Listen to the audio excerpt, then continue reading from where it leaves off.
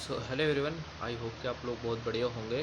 सो आज की वीडियो में हम बात करेंगे अपने एसएससी सीपीओ एग्ज़ाम्स के रिव्यू के बारे में। जैसा आप लोग को पता होगा कि एसएससी सीपीओ का एग्ज़ाम अभी चल रहा था, तो लास्ट डेट थी आज 29। आज के बाद एग्ज़ाम अब ख़त्म हो चुके हैं।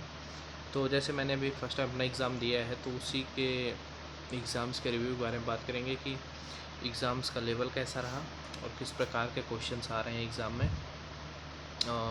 इन्हीं सब चीज़ों के बारे में बात करेंगे। तो जो लोग अभी बिगनर होंगे, ये जो लोग जिन्होंने एग्ज़ाम नहीं दिया होगा, उनको अगर जानकारी चाहिए कि किस प्रकार का एग्ज़ाम आया था, क्या लेवल था, किस प्रकार के क्वेश्चन थे, तो पूरी चीज़ों को इस वीडियो में हम बात करेंगे। देखिए, सबसे पहले बात करें अगर अपने एग्ज़ाम पोर्शन में कि किस मीडियम में आया था, तो मेरे अकॉर्डिंग जो था कि मीडियम में मैं ही मान के चलूँगा। ना ही मैं ज़्यादा हार्ड बोलूँगा और ना ही मैं ज़्यादा इजी बोलूँगा। मतलब जिस प्रकार से जैसे मैंने प्रीवियस ईयर क्वेश्चन देखे, 2023 हो और चाहे 2022 हो, नॉर्मल उसी ऑन एन एवरेज पे ही एग्ज़ाम मतलब क्वेश्चंस लेवल थे जो मैंने देखा। और बाकी बात करते हैं अपने सब्जेक्ट वाइज। तो देखिए, सबसे पहले बात करिए अपनी इंग्लिश की, तो चाहे ईडियम्स हो, चाहे वन वर्ड हो, और कुछ वो कहे मुझे एक दो थोड़ा सा डाउट लगे हैं जो मुझे थोड़ा सा अलग लगा है। बाकी सेम प्रीवियस ईयर पे बेस ही था पूरा। जैसे कि का बॉल था, a ball is in your court था। हाँ, ईडियम्स में थे जो ईडियम्स ईडियम्स ये हो गए। उसके अलावा वन वर्ड्स में दो या तीन वन वर्ड्स आए थे, शायद ईडियम्स ज़्यादा थे। और उसके बाद सेम वही पैटर्न था। उसके अलावा आपके कुछ एरर से आए थे। एंड उसके बाद हाँ, लास्ट में जो आपके फिलअप एंड कॉम्प्रिहेंशन मतलब पैसेज रहता है, वो तो सेम वैसे ही थे। तो कुल मिलाकर इंग्लिश का लेवल ठीक ठाक था नॉर्मली। मतलब जिसकी तैयारी अच्छी खासी है, काफ़ी प्रैक्टिस किया है, रिवीजन किए हैं, मॉक टेस्ट लगा चुके हैं।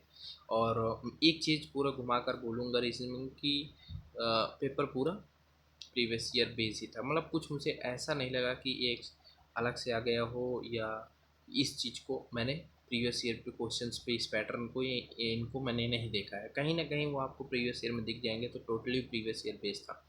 तो यही है, आपके वोकैब हो गए, ईडियम्स हो गए, वन वर्ड हो गए, उसके अलावा फिलअप हो गए एंड पैसेज। इनका पूरा ओवरऑल वेटेज ज़्यादा होता है, आपको सबको पता ही होगा जो लोग सीपीयू के एग्ज़ाम देते होंगे। और उसके अलावा एरर्स और जो फर्दर चीज़ें आती हैं। और फिर उसके बाद जिसका अगर ठीक ठाक तैयारी, आराम से 45 प्लस हो, आराम से इंग्लिश में कर सकता है बिना किसी कुछ, क्योंकि पैसेज में कुछ कभी आ जाते हैं थीम्स वूम्स में, तो उसमें हो सकता है गलती हो जाती है कभी कभी। बाकी और जो कंफर्म चीज़ें होती हैं उस पर ठीक है। अब बात करते हैं अपने, आते हैं इंग्लिश रीजनिंग के में। तो रीजनिंग देखो भाई, रीजनिंग एक नॉर्मल सब्जेक्ट है जिसपे 45 आराम से एक एवरेज एस्पिरेंट ला सकता है आराम से। तो रीजनिंग पे भी जैसे मैंने देखा है कि जितने भी तक मैंने प्रीवियस ईयर जितने लगा कर गया था, टोटली प्रीवियस ईयर पे ही बेस था। जिस प्रकार से आप मतलब प्रीवियस ईयर क्वेश्चंस को बार बार रिपीटिशंस के साथ मतलब दिए गए वही है। कुछ चीज़ें मुझे डिफरेंट लगी हैं। जैसे इस बार जैसे सीरीज़ के क्वेश्चन अच्छे खासे आए थे। दो तीन तीन चार क्वेश्चन थे सीरीज के, जिसमें से मुझे दो कुछ खुद ही फंस रहे थे। तो सीरीज से क्वेश्चन थोड़ा ठीक ठाक थे। एनोलॉजी से तो देखो आते ही हैं, तो उसमें भी एक क्वेश्चन मेरा फंस रहा था। बाकी वही सब इमेज से रिलेटेड था, फिगर सीरीज से रिलेटेड था, सिलॉक्स से था, कोडिंग डिकोडिंग से आता ही है। टोटली प्रीवियस ईयर बेस्ड था। उसके अलावा हाँ, बस मतलब जो मुझे डाउट में रहा, सीरीज में थोड़ा सा ठीक ठाक क्वेश्चन था। एंड एनोलॉजी का कुछ एक दो क्वेश्चन जो नहीं होते हैं ब्रैकेट में लेके आते हैं, वो वाला। तो ये था आपका रीजनिंग का भाई, जिसका अच्छे से तैयारी है 45 प्लस आराम से। और बात करते हैं अब अपने मैथ्स के बारे में। मैथ्स काफ़ी इंपॉर्टेंट रोल प्ले करता है प्री में, उसके बाद क्योंकि मेंस में तो इंग्लिश का ही पूरा खेल रहता है। तो मैथ्स में देखिए, मैथ्स में जैसे मेरा अभी तो खुद इतना कंप्लीट नहीं हुआ था, मैंने तो अभी फर्स्ट टाइम एग्ज़ाम दिया, तो मतलब मैथ्स मेरा सही से भी कंप्लीट नहीं था। जितना भी हुआ है मेरा मतलब समझ में आया, जितना मैंने किया उसके अकॉर्डिंग देखो। चाहे एलजेब्रा हो, चाहे 3D 2D से आ रहे हैं क्वेश्चंस, मतलब इन सब से मुझे फार्मूले बेस मिले हैं। फिर एसआई हो, सीआई हो, परसेंटेज हो, सब में से मतलब एक एवरेज क्वेश्चन थे। मुझे ऐसा नहीं लगा कि कुछ बहुत ही क्रिएटिविटी के साथ क्वेश्चन दिए गए थे, मतलब जैसे जिन जिन चैप्टर्स को मैंने अभी तक कंप्लीट किया है, प्रीवियस ईयर से देखे हैं, तो वही प्रीवियस ईयर को घुमा कर दिया जा रहा है। तो मैथ्स में भी कुछ ऐसा मुझे खास नहीं लगा है। हाँ, कुछ क्वेश्चन देखो रहेंगे, 3-4 क्वेश्चन रहते हैं वो हर जगह, लेकिन आप 40 से एबव 45 के अंदर आराम से 40-45 तक जिसकी अच्छी तैयारी होगी मैथ्स में, काफ़ी बार प्रैक्टिस कर चुका होगा, रिवीजन कर चुका होगा, प्रीवियस ईयर को 4-5 बार एकदम से गो थ्रू कर गए हो, तो उनको मतलब याद हो जाता है, इतनी बार लगाते हैं। उनके लिए 40 से 45 है। बाकी नॉर्मल के लिए तो आप कितना किए हैं उस पर डिपेंड करता है। कहने का मतलब ये है कि ये भी पूरा प्रीवियस ईयर बेस्ड था, कुछ ऐसा नहीं दिखा है कि कुछ उलट फेर कर दिया गया हो। नॉर्मल जैसे मैंने अभी तक देखे पेपर्स वैसे थे। बात करते हैं जीएस की, तो जीएस में जैसे बोलते हैं स्टैटिक जीके, हाँ भाई स्टैटिक जीके का बिल्कुल रोल रहता है, ऐसा नहीं है कि कहने से है। मैंने खुद जैसे दिया है कि अवार्ड्स से थे, फोक डांस था और क्लासिकल डांस, दोनों से क्वेश्चन आए हुए थे। ऑथर्स थे, बिल्कुल आया था क्वेश्चन, 2 क्वेश्चन ऑथर से आए हुए थे। तो कुल मिलाकर स्टैटिक का अच्छा खासा रहता है, और उसके अलावा तो 3-4 मैंने करंट अफेयर्स के भी क्वेश्चन देखे हैं। उसके अलावा बात करूँ, मेरे में पॉलिटी से मुझे 3 या 4 क्वेश्चन आए थे। अब उनमें से बता देता हूँ, जैसे कुछ कोर्ट से रिलेटेड था, एक कौन से आर्टिकल में आता है, और गवर्नर मतलब था, एक क्वेश्चन था कि किसके अंडर आता है गवर्नर, सीएम या पीएम, वैसे क्वेश्चन बनाकर था। मतलब 3 से 4 क्वेश्चन आपके पॉलिटी से आए थे। और हिस्ट्री से मुझे क्वेश्चन दिखे थे, मिडवल हिस्ट्री से। मिडवल में था कि जो बुक्स के नाम थी, आप जब दिल्ली सल्तनत पढ़ेंगे तो उसमें बुक्स के काफ़ी नाम हैं, तो वहाँ पर बुक्स के नाम के आए थे। और उसके अलावा हिस्ट्री में तो मॉडर्न हिस्ट्री का मेरे में क्वेश्चन नहीं दिखा है। तो ओवरऑल, और बायो से क्वेश्चन थे, फिजिक्स से भी 1-2 क्वेश्चन आया हुआ था, और केमिस्ट्री से शायद क्वेश्चन नहीं था। तो ये रहा जीएस का ओवरऑल।